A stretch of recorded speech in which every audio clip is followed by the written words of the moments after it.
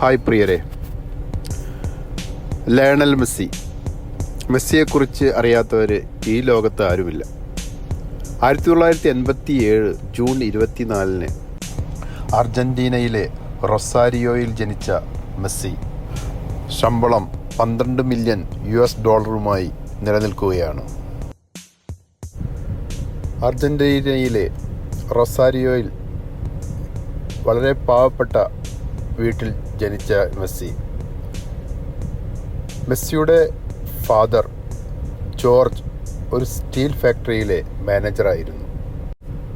4 മക്കളിൽ മൂന്നാമത്തേതായിരുന്നു മെസ്സി.